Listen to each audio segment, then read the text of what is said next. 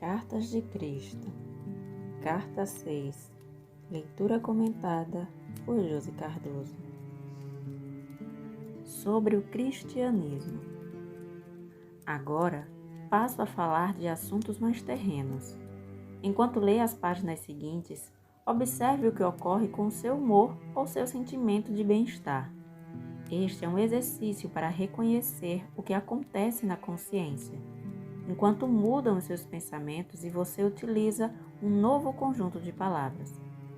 Por favor, leia as próximas páginas com muito cuidado. Seja você um cristão praticante ou não, e resista se você tiver uma forte tentação de saltá-las. Anote suas respostas, ideias, sentimentos e, sobretudo, qualquer mudança de sentimento, seja de depressão ou de prazer. Anote o número da página onde as palavras começaram a melhorar seu ânimo e a levá-lo para um plano superior de paz e felicidade. Este é um exercício dos mais importantes.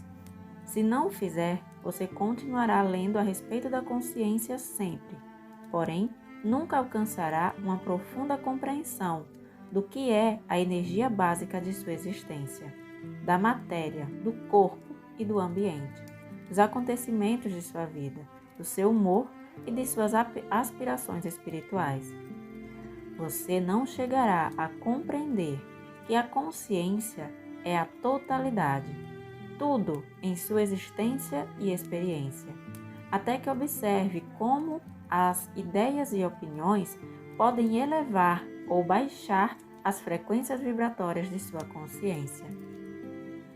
Desejo que você se torne consciente das palavras que utiliza em sua vida diária, a qualidade de vida que elas criam para você e o impacto que elas causam sobre os outros, elevando seus ânimos em paz e alegria ou deixando-os deprimidos e esgotados. Além disso, é minha sincera intenção alcançar aqueles de vocês que atualmente estão vinculados à religião cristã, que estão lutando com o condicionamento religioso passado ou presente e encontram dificuldades para se livrar de suas percepções dos dogmas, a fim de se moverem livremente nas frequências vibratórias mais finas de um conhecimento espiritual superior. Talvez você tenha medo de ser condenado simplesmente por ler estas palavras. Ainda assim, elas o atraem fortemente e você sente intuitivamente que está lendo sobre a verdade da existência, que não foi ensinada por seus líderes religiosos. Você está dividido entre sua necessidade imperiosa de conhecer a verdade e o temor de desgostar a Deus, seja qual for a forma pela qual o percebe na atualidade. Eu, o Cristo, estou muito consciente da angústia que estas cartas causam a muitas pessoas sinceras e desejo conduzi-las além de sua inquietude, até a perfeita paz mental e alegria. Por esta razão, é absolutamente necessário, primeiro, analisar as suas crenças atuais e as origens das doutrinas da Igreja, antes de continuar ensinando a você a mais profunda verdade a respeito da natureza do universo e da própria natureza do homem. Para compreender completamente as origens da doutrina cristã, você deve voltar no tempo até o começo do judaísmo e aí encontrar as racionalizações da mente humana, que lutava para definir em palavras o que sentia intuitivamente que era a provável fonte do ser. Você que está lutando para livrar-se dos mitos passados e crenças errôneas, deve agora por si mesmo alcançar a clara percepção e compreender a fundamental diferença entre a crença da Igreja e a verdade da existência que estou presentemente tentando explicar. Enquanto não puder discriminar a origem e a forma de suas crenças atuais, você não será capaz de liberar-se completamente das ilusões de seu condicionamento religioso passado. Você terá um pé aqui, outro lá, uma posição perigosa para se estar. Esse estado mental provocará um grande conflito e poderá levá-lo a abandonar a busca e voltar às antigas formas religiosas, cômodas e emocionalmente seguras, mas que não levam você a lugar algum. Portanto, tenha cuidado e não se deixe intimidar pelas ameaças de desgostar a Deus e outras condenações do mesmo gênero. As origens da crença em uma superdivindade individual. Começaremos com uma descrição das origens da crença em Deus, um nome que tem significado muitas coisas diferentes para a humanidade. Esta crença começou quando os antigos hebreus caminharam pelos desertos e se perguntaram sobre as origens da criação.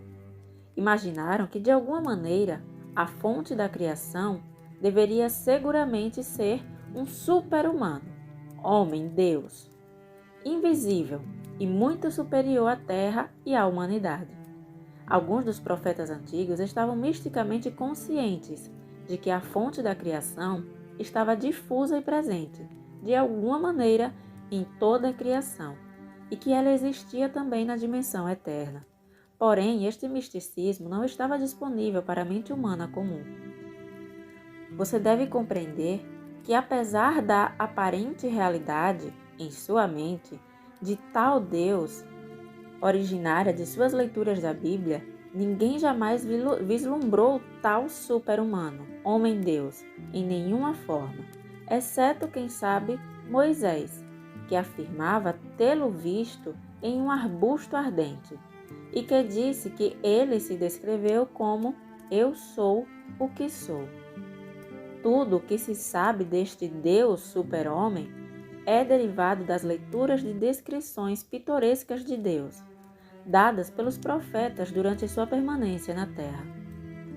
O fato de que os religiosos se voltam apenas aos antigos para citar sua verdade, uma vez que eles não podem acreditar que Deus é verdadeiramente real, eterno e igualmente capaz de falar com as pessoas nos dias atuais desta era, mostra o quanto são ilusórias as crenças religiosas. Seus líderes religiosos têm pânico de qualquer crença que não combine com as antigas. Eles nunca consideram, ou têm medo de considerar, que talvez o conhecimento espiritual dentro da dimensão terrena seja evolutivo. Quero que você veja que um tecido de crenças, uma mescla de racionalizações e crenças, foi forjada para criar uma rede de segurança mental e emocional com a qual é possível envolver e prender as mentes e os corações das pessoas. Tudo que se ensina às pessoas na fé cristã é baseado na emoção e se origina no ouvir dizer, de derivações de antigas narrações de minha vida e morte na Terra. Mesmo assim, acredita-se nelas fanaticamente. Os cristãos aprendem que Deus é amor e é consciente de seus pecados. Deus castiga a disciplina, premia os bons e envia desgraça aos maus. Esta é uma exata descrição da atividade e da consciência humana. Os cristãos aprendem que eu, o Cristo, na pessoa de Jesus, morri pelos pecados do mundo. Fui o Cordeiro de Deus sem mancha, sacrificado para pagar o preço dos pecados humanos. Eu fiz o supremo sacrifício de mim mesmo para cumprir esta estranha façanha de pagar pelos pecados através dos tempos. Eu novamente entrei em meu corpo depois da morte pela crucificação e apareci muitas vezes em meu corpo para confortar e ensinar a meus discípulos enlutados, e até ingerir comida durante minhas aparições. Após 40 dias, elevei-me fora da vista dos meus discípulos, alçando meu corpo aos céus. Como perguntei na carta 3, o que eu faria com o corpo humano no céu, na vida mais além? Eu disse em minha última ceia que meus discípulos deveriam recordar aquela última refeição com eles, partindo o pão e passando-o um a um, e que deveriam beber da mesma taça de vinho, e recordar que meu corpo foi crucificado e meu sangue derramado, para trazer a eles a verdade do ser. Entretanto, este evento se converteu em uma estranha crença, na qual, com pompa e cerimônia no altar, meu corpo é transferido a hóstias que os fiéis devem engolir com a devida reverência. Meu corpo. Que bem faria meu corpo, espiritualizado ou não, para aqueles que comungam? Você percebe como a mente pode ser condicionada a aceitar bobagens ilógicas que perduram há 2000 anos, porque têm sido sustentadas por uma grande hierarquia de papas e cardeais vivendo em palácios imensamente ricos e mantidos com grande pompa terrena, em cerimônias prestigiosas. Eu quero que você conheça a verdade sobre aquela fatídica noite, a que chamam de minha última ceia. Para maior clareza, ainda que seja doloroso fazê-lo, desci em minhas frequências vibratórias de consciência, para entrar diretamente na recordação consciente de meus pensamentos e sentimentos durante a última refeição com meus discípulos. Ainda que eu fosse um homem forte, iluminado e seguro de que eu tinha um destino a cumprir que não poderia evitar, não queria evitar, estava profundamente triste ao começar a refeição, a ceia da Páscoa. Meus discípulos tinham sido meus amigos e tinham ficado ao meu lado em algumas circunstâncias difíceis. Eu estava sofrendo por ter que deixá-los e temeroso por seu bem-estar. O que aconteceria a eles ao ficarem sozinhos, sem a minha orientação e proteção? Dependiam de mim mais do que percebiam. Recordei meus anos ensinando as pessoas. Senti uma profunda sensação de ironia ao recordar a minha volta do deserto. Estava sujo, descuidado, porém literalmente possuído por uma alegre solicitude para com os meus semelhantes e intensamente entusiasmado porque poderia colocá-los no bom caminho, introduzir em suas mentes a verdade sobre a existência, mostrar como superar os seus temores, suas doenças, sua pobreza e miséria. Eu iria conquistar o mundo. Porém, como tinha sido diferente o resultado? Logo estaria pendurado em uma cruz. Era verdade, entretanto, que eu tinha alcançado muito êxito. Refleti sobre os momentos de cura e a aceitação alegre das pessoas ao Pai amoroso. Eu podia compreender por que o sumo sacerdote e o conselho me odiavam. Ao invés de medo, castigo e sacrifício de animais, eu tinha trazido às pessoas a realidade do Pai amor, provando isso pela cura de casos terminais. Voltei minha atenção aos meus discípulos, que estavam falando entre si enquanto comiam. Eles permaneciam inconscientes do desafio que me aguardava, minha crucificação. Embora eu os tivesse avisado várias vezes, negaram-se a aceitar as minhas palavras como verdade. Pensaram que eu começava a ter medo do sumo sacerdote e se perguntavam por quê. Eu já havia conseguido sair de situações ameaçadoras antes. Como era costume na Páscoa, falavam das circunstâncias da fuga dos israelitas para o Egito. João, que tinha uma forte imaginação, fazia um relato vívido de Moisés reunindo os israelitas e dizendo que finalmente iriam deixar o Egito, escapando da escravidão para a liberdade no deserto. Por esta razão, Moisés se dirigiu ao responsável de cada família, para que matasse um cordeiro sem mancha e com um punhado de ervas marcasse com sangue a porta de sua casa. Moisés disse que anjos viriam voando à noite, atravessando o Egito, matando os primogênitos de todos os egípcios e o seu gado, deixando somente os primogênitos dos israelitas, que seriam salvos pelas marcas de sangue em suas portas.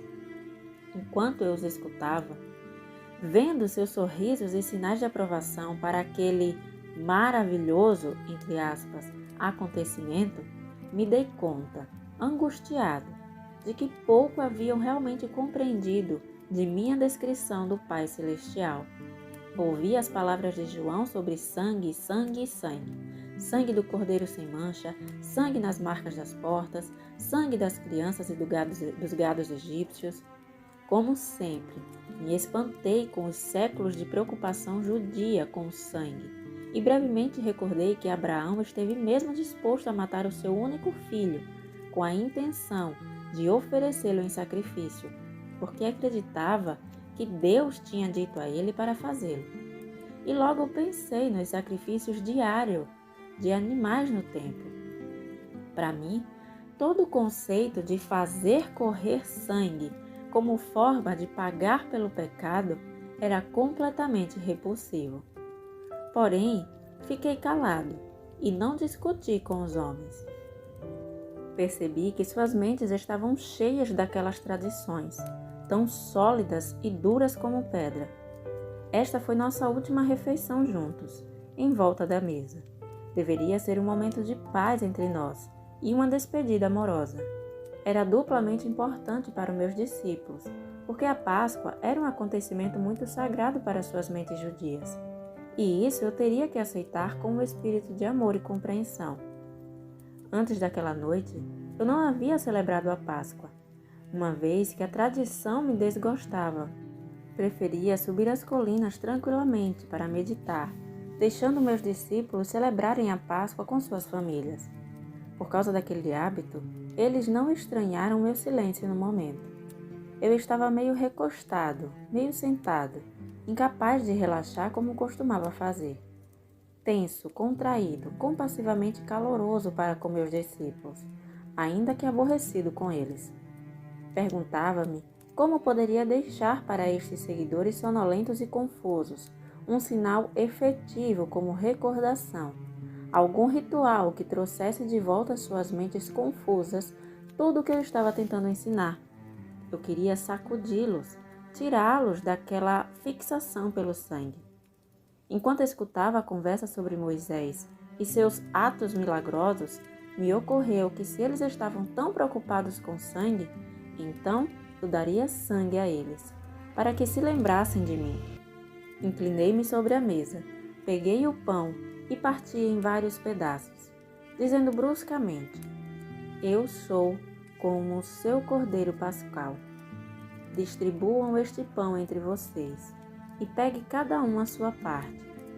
Comam, e faça isto em minha honra, por ter trazido a vocês a única verdade que o mundo já ouviu.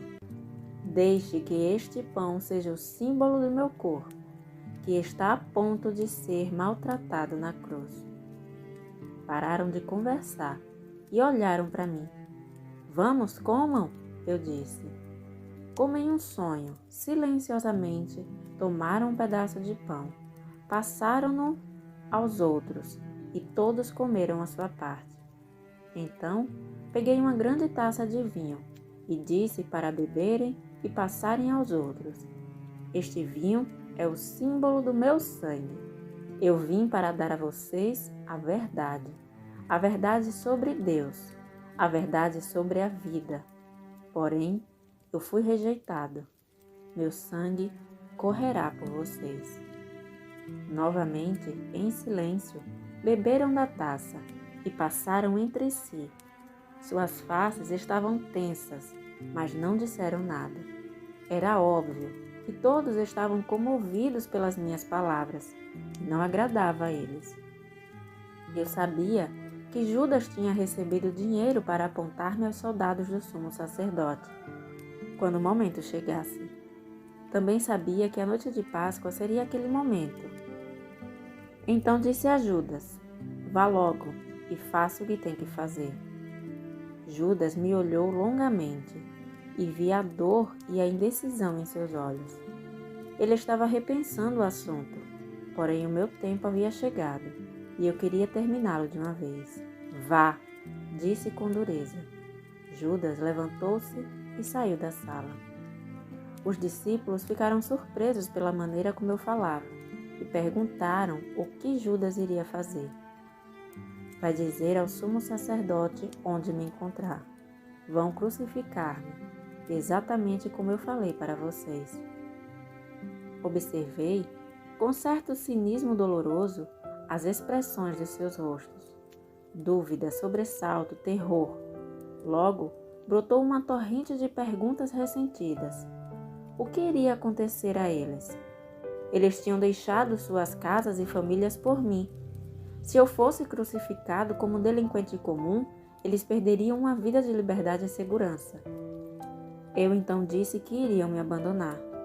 Com veemência negaram tal coisa, mas o fizeram. Estava demasiado cansado para discutir com eles. Eu tinha me tornado tão forte, tão seguro no conhecimento de que o Pai estava em mim e comigo a todo instante, que eu podia me dar ao luxo de perdoar a deslealdade deles. E no final de tudo isso, seria liberado de meu corpo e poderia ascender aos reinos da luz, que eu tinha frequentemente sentido, mas nunca visto em plenitude com a visão terrena. Era um pensamento que me trazia profundo consolo e uma feliz sensação de expectativa. Então sorri para eles e disse: é bom que tenham feito o que pedi. Em lembrança de mim e de minha morte que está por vir, continuem partindo pão e bebendo vinho juntos, recordando que sempre os amarei e que ficarei com vocês em espírito, até que se reúnam comigo aonde vou. Não tenham medo, vocês serão guiados, serão inspirados, serão fortalecidos e falarei claramente com vocês. A minha única advertência é esta: no futuro, muito do que eu tenho ensinado a vocês será esquecido. Muito do que disse será descartado pelo pensamento humano ou distorcido pelos mitos humanos. Logo, houve pânico e um clamor. Como será isso? Sorri e levantei as mãos. Falo do que acontecerá em um futuro distante. Enquanto isso, sejam fiéis a tudo o que ensinei e não duvidem de nada do que eu disse. Chegou então a hora de ir ao Monte das Oliveiras, o lugar onde os soldados do sumo sacerdote iriam me buscar. Meus discípulos queriam ainda me fazer perguntas, porém, eu tinha chegado ao fim do meu discurso para os homens. Eu apenas desejava preparar-me, em total silêncio, para a minha provação, entrando em espírito, em um estado de segura e consistente sintonia e comunicação com o Pai. Caminhamos para o jardim e me retirei para a minha rocha preferida. Sentei-me protegido do vento e envolvi-me na túnica. Fechei os olhos e pouco a pouco senti que entrava em uma grande serenidade de espírito e um poderoso silêncio. Logo, o poder em si desceu, tomando minha mente e meu coração. Preencheu-me com tal amor supremo que eu soube que estava sendo apoiado, sustentado no amor e que poderia manter meu amor por todos, não importando o que me acontecesse. Isso era tudo o que importava no momento em que minha hora havia chegado. Essa é a verdade por trás do partir o pão e beber o vinho em minha honra, de minha vida e meus ensinamentos. E como você que está lendo esta carta sabe, tudo o que meu Pai revelou em minha última noite na terra se cumpriu. Como eu falava do Pai, do Filho e do Espírito Santo, a Igreja decidiu no Concílio de Nicéia que eu me referi a 3 pessoas em uma. Consequentemente, as pessoas rezam ao Pai para pedir benefícios, imploram ao Espírito Santo para que os instrua espiritualmente e rezam ao Filho para salvá-los dos seus pecados. Você pode ver o quanto as crenças são terrestres e humanamente concebidas? Graças ao sentimentalismo e à promessa de uma viagem gratuita ao céu nos calcanhares do Salvador, as crenças tornaram-se uma estrutura religiosa humanamente concebida para consagrar o império da Igreja dentro dos impérios terrenos: Roma, Áustria, Espanha. As crenças foram um pretexto para a tortura sistemática, a morte na fogueira e a execução dos dissidentes. Elas também inspiraram as guerras entre nações. Porém, a percepção espiritual e a criatividade também surgiram de algumas dessas crenças e contribuíram muito para a existência nestes 2 milênios.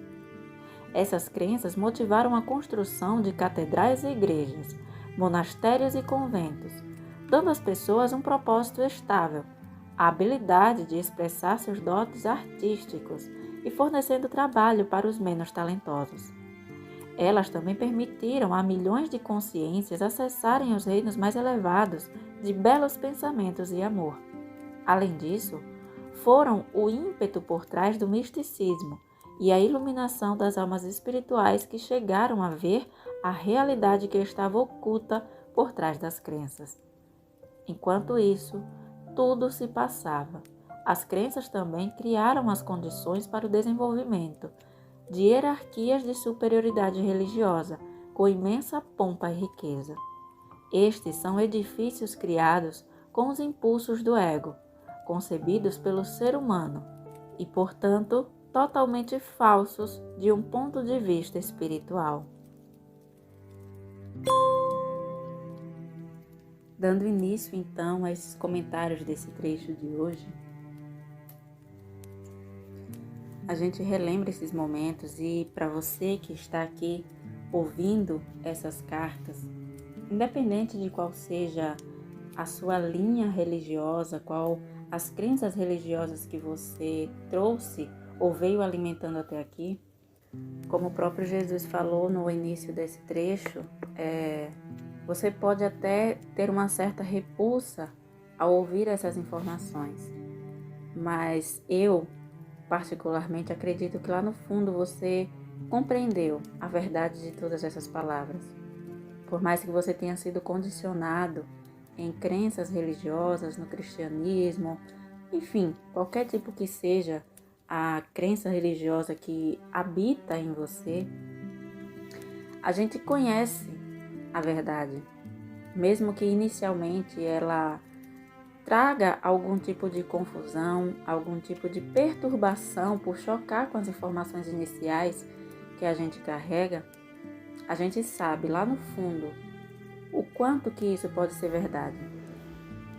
E Jesus, reapresentando esse momento da última ceia, onde ele contou um pouco inicialmente na carta 3, mas nessa carta ele detalhou ainda mais desse acontecimento, me fez levantar uma percepção aqui e mostra claramente que não adianta, por mais que você tenha um mestre mais iluminado ao seu lado, que te dite toda a verdade, tintim por tintim do que precisa ser feito, de como funciona o universo, esse entendimento real, ele só vai surgir a partir da sua própria vivência, do quanto você sente, do quanto você sentiu e se abre para a percepção pessoal, individual, daquela verdade que está sendo dita a você.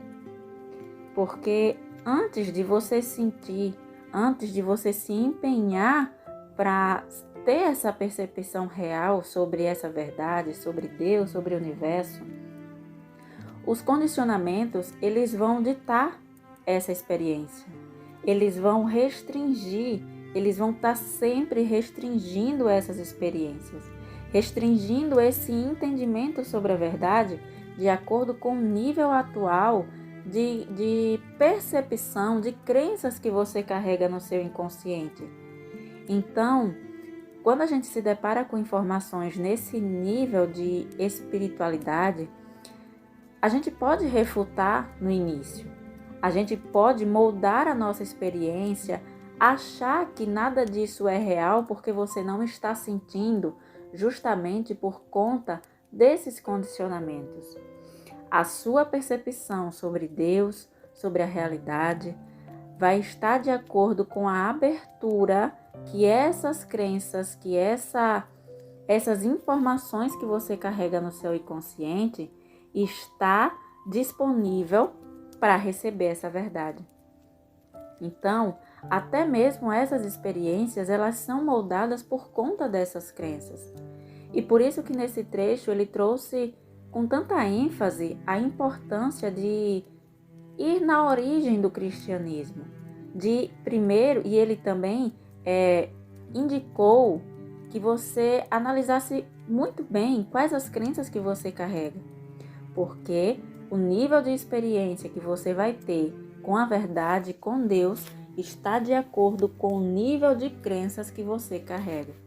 E quanto mais a gente investiga essas crenças e percebe racionalmente o quanto todas essas crenças que vieram sendo trazidas há mais de 2000 anos são racionalmente ilógicas, que a conta dessas crenças ela nunca fecha, sempre deixa um buraco, uma pendência que não nos dá essa certeza, essa sustentação que a gente busca realmente nas palavras.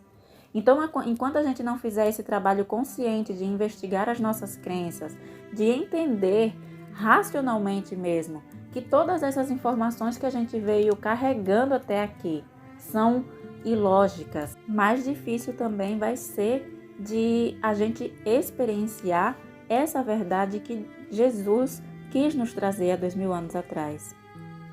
Enfrentar essas informações inconscientes vai nos causar medo.